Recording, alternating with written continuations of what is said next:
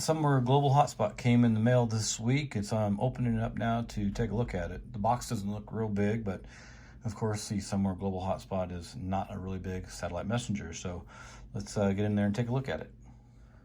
So far everything looks secured and nothing broken. It had some bubble wrap in there to protect it from moving around in the box.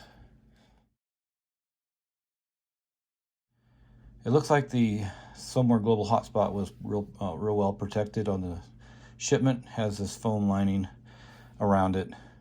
Well, they were nice enough to include a few stickers here, right? Those two, and there's a USB connector, and then there's a getting started. So we'll have to go to that URL there in just a minute. Some tips for the best performances, such as making sure you have a clear line of sight to the sky.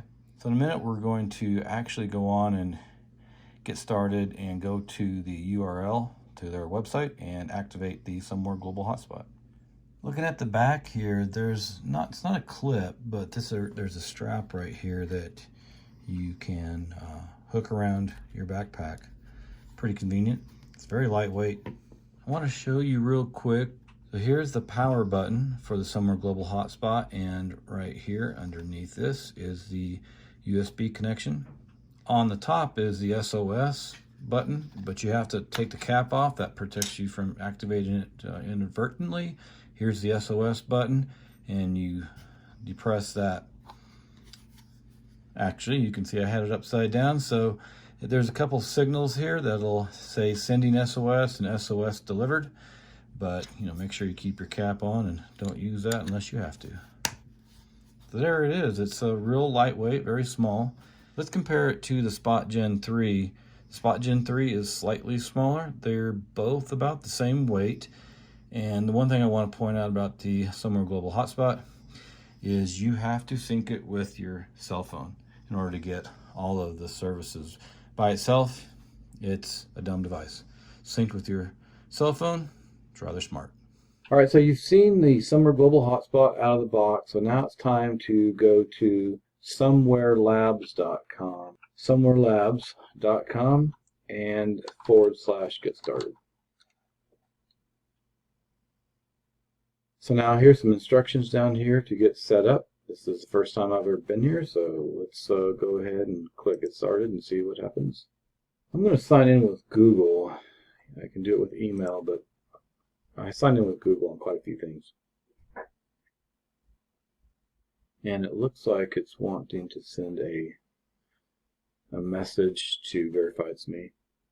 So that was pretty quick. I already got a verification code from them. And so it wants to know if I own one. So yes, I do. They want some information from my Somewear Global Hotspot. So let me grab that real quick.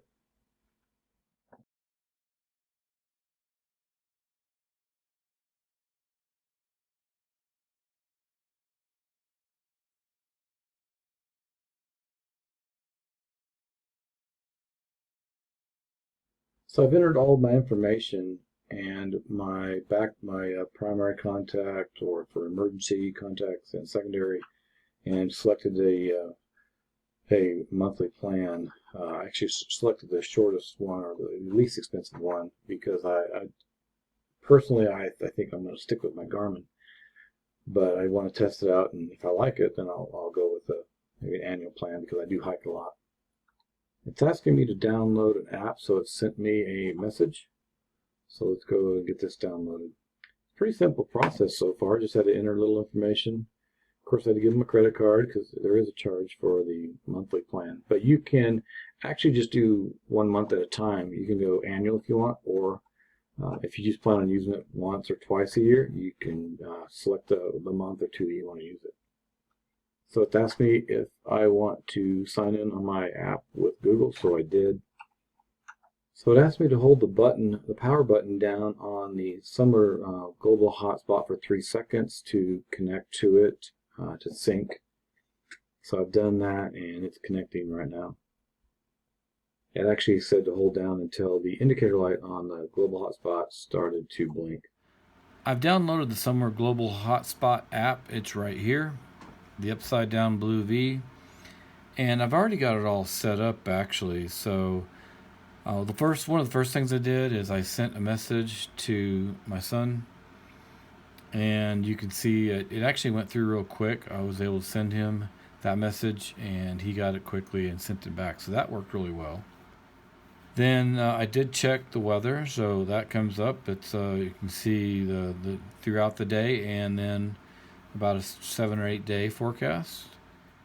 And the other thing here is I looked at also here on my blue dot there. That's where I am in Castle Rock. So the tracking or the maps seem to be working just fine at this moment.